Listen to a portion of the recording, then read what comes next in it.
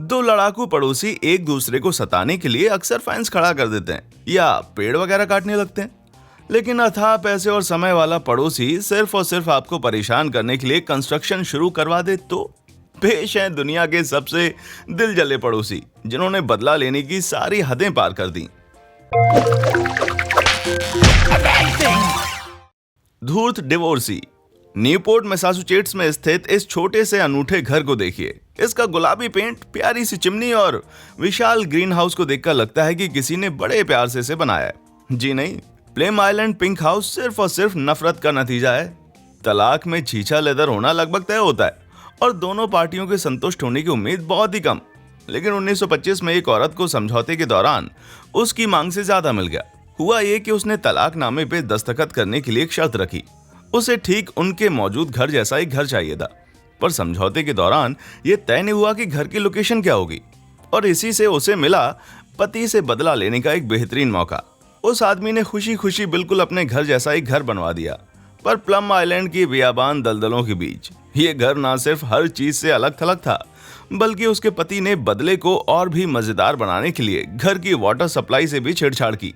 हैरानी की बात नहीं है कि उस बेचारी को उस घर में रहना नसीब नहीं हुआ, पर अच्छा ही हुआ, क्योंकि घर एस्बेस्टस के लेड पेंट और रेडॉन से भरा पड़ा था। वैसे उस वक्त इन चीजों को नुकसानदेह नहीं माना जाता था, पर मेरा मानना है इनके पीछे भी बदले की भावना ही थी। एक अपमानित औरत। कहते हैं किसी अपमानित औरत का गुस्सा झेलना नर्क से भी ज्यादा खतरनाक साबित हो सकता है, और ब्यूनस आयर्स में सिर्फ बदला लेने के उद्देश्य से बनाई गई ये बिल्डिंग इस बात को एकदम सच साबित करती है। कोरिना कैवना अमेरिका की एक अरबपति प्रॉपर्टी डीलर थी, जो अपनी मेहनत के बल पे कामयाब हुई थी। उन्हें अर्जेंटीनियन वीआईपी मर्सिडीज कैस्टेलानोस डी एंकोरेना के बेटे से प्यार हो गया। एंकोरेना परिवार खानदानी लोग थे और उन्होंने अपनी बेटी की शादी किसी नए नवेले अमीर से नहीं होने दी। अपने गम में बिखरने के बजाय कोरिना ने अपने प्रॉपर्टी डीलिंग एक्सपीरियंस का फायदा उठाकर बदला लेने की ठानी। एंकोरेना परिवार सैन मार्टिन प्लाजा नाम की एक जर्जर हवेली में रहता था और सड़क के उस पार उन्होंने होली सैक्रामेंट नाम का एक प्राइवेट चर्च भी बनवा रखा था। 1936 में कोरिना ने आर्किटेक्ट से ऐसी बिल्डिंग तैयार करने के लिए कहा जिससे वो चर्च दिखना बंद हो जाए। इसके लिए उन्हें 3 रेंच बेचनी पड़ी, पर 14 महीने के अंदर कैवना बिल्डिंग बनकर तैयार हो गई। 33 माले की बिल्डिंग एक समय में दक्षिण अमेरिका में सबसे ऊंची हुआ करती थी, पर सच कहूं तो मुझे ये कंक्रीट की बड़ी सी मिडिल फिंगर की तरह ज्यादा लग रही है ना? कैंडी से भी मीठा होता है बदला। जिसके पास लंदन के पॉश केसिंगटन एरिया में प्रॉपर्टी हो वो अमीर ही होगा, और अमीर लोग दिखावे से ज्यादा किसी चीज पर ध्यान नहीं देते। पर शानदार मकानों की कतार में खड़ा कैंडी स्ट्राइप्ड हाउस इस बात का अपवाद है। यह अजीब पेंट खराब स्टाइल नहीं, बल्कि बदला लेने के लिए अपनाया गया। जिपोरा लिजले मेनवेरिंग 2015 में अपना $6 मिलियन का मकान तोड़वाकर फिर से बनवाना चाहती थी, पर पड़ोसियों ने आपत्ति कर दी। पड़ोसियों को बाद में गलती का एहसास हुआ जब ये पेंट उनकी आंखों में चुभने लगा। उन्होंने नगर निगम से गुहार लगाई, जिन्होंने जिपोरा से पेंट बदलने के लिए कहा। वो नहीं मानी और मामले को अदालत तक ले गईं। 2 साल चले मुकदमे में वे जीत गईं।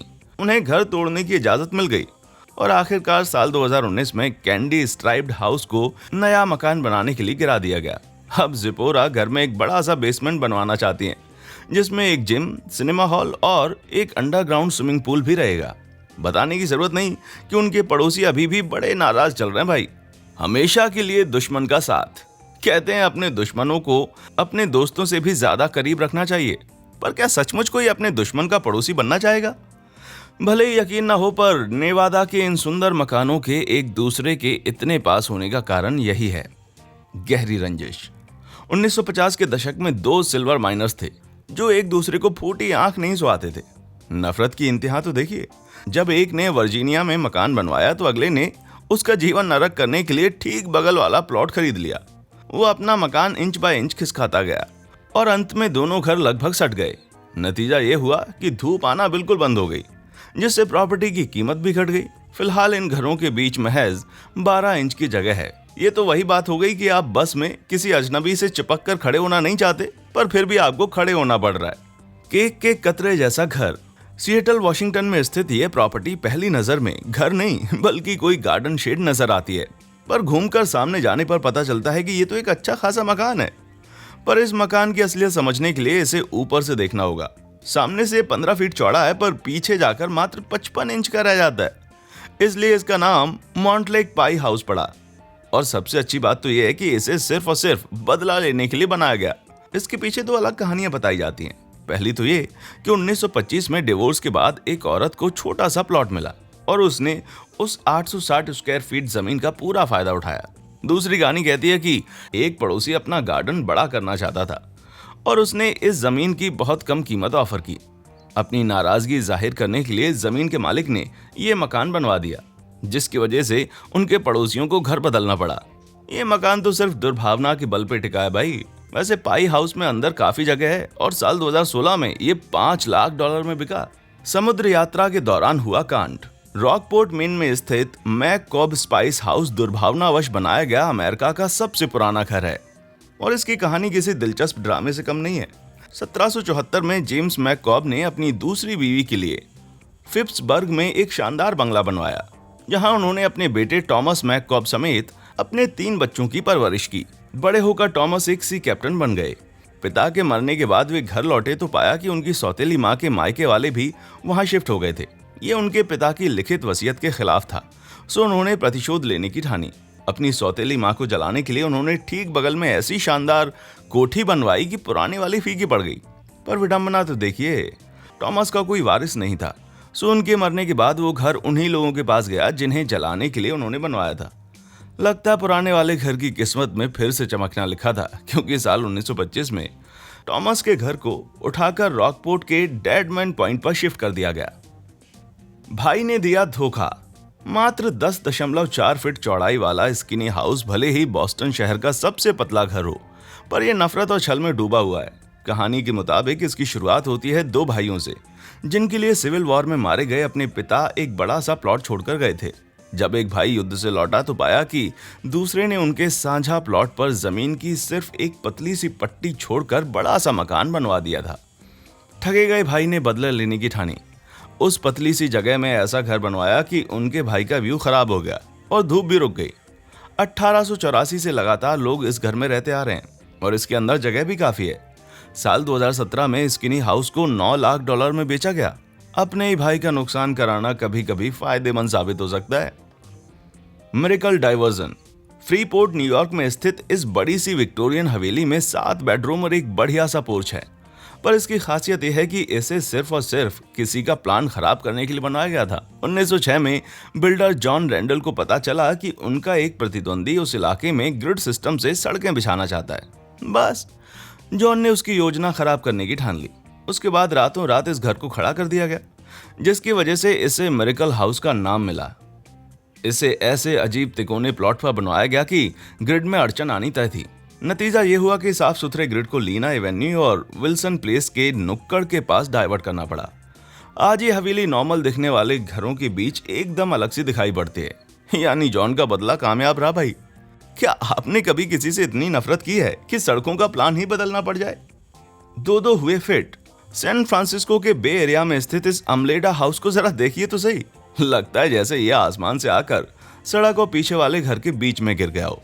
इस जघन्य अपराध के पीछे चार्ल्स फ्रॉलिंग नाम के एक कारपेंटर का हाथ है। 1990 के दशक में वे एक अच्छे खासे साइज के प्लॉट पर अपने सपनों का घर बनवाना चाहते थे, लेकिन प्रशासन ने प्लॉट का ज्यादातर हिस्सा सड़क बनाने के लिए ले लिया, जिसके बाद उनके पास सिर्फ 10 बाई 54 फीट की जगह बची। हार मानने के बजाय चार्ल्स ने जवाब देने का फैसला किया। ऐसा जवाब कि वो सड़क ठगी सी महसूस करे। उन्होंने बची हुई जगह में 20 फीट ऊंचा, 54 फीट लंबा और 10 फीट चौड़ा मकान बनवाया। आपको लग रहा होगा कि ये पड़ोसी तो यूं ही गेहूं के साथ घुन की तरह पिस गया, पर असल में चार्ल्स ने एक तीर से 2 निशाना साधा है। उनका होने वाला पड़ोसी सड़क के समर्थन में था और उसके निर्माण में भी मदद की थी। उन्होंने घर की ऊंचाई ऐसी रखी कि पड़ोसी के घर तक बिल्कुल भी धूप ना पहुंचे और पास इतने की खिड़की खोलते हुए भी डर लगे कहीं कुछ उल्टा पुल्टा ना दिख जाए। The grudge. कहते हैं शिकवा रखना आपकी सेहत के लिए अच्छा नहीं है, और जब आप चीजें भूलने के बजाय महज लोगों को सबक सिखाने के लिए मकान बनवाने लग जाएं, तो समझिए आप में कुछ गड़बड़ है। लेबनान के बेरूत में स्थित ये इमारत पहली नजर में किसी दीवार जैसी लगती है, पर असल में ये एक घर है जो एक तरफ 13 फीट और दूसरी तरफ सिर्फ 2 फीट चौड़ा है। स्थानीय लोग इसे अलबासा बुलाते हैं, जिसका मतलब होता है ग्रज या शिकवा। 1950 के दशक में 2 भाइयों को उनके पिता से विरासत में एक प्लॉट मिला, पर वे इस बात पर राजी नहीं हो पाए कि यहाँ क्या बनाया जाए। नगर निगम ने अपनी इमारतें बनवाने के लिए प्लॉट के कई टुकड़े लेकर मामले को और बिगाड़ दिया। बची हुई जगह का शेप बड़ा ही बेढंगा था और ये एकदम सड़क से सटा हुआ था। उनमें से एक भाई के पास ठीक उस जमीन से सटा हुआ एक बड़ा सा घर था, जिसकी वजह से दूसरा भाई और भी ज्यादा ठगा सा महसूस कर रहा था। अपनी खींच मिटाने के लिए दूसरे भाई ने 120 स्क्वायर फीट का एक मकान बनवाया, जिसने उनके भाई के आलीशान बंगले के समंदर का खूबसूरत नजारा हमेशा के लिए ब्लॉक कर दिया। स्थानीय नियमों के हिसाब से प्लॉट इतना छोटा है कि उस पर और कुछ भी नहीं बनवाया जा सकता। सो द ग्रज आज भी समंदर के सामने एक नफरत की दीवार बन के खड़ा है। क्या इनमें से किसी मकान मालिक की हरकत आपको वाजिब लगती है? क्या आप भी किसी ऐसे घर के बारे में जानते हैं जिसे सिर्फ और सिर्फ दुर्भावना के चलते बनाया गया हो? नीचे कमेंट सेक्शन में हमें जरूर बताएं। हमारा चैनल देखने के लिए शुक्रिया।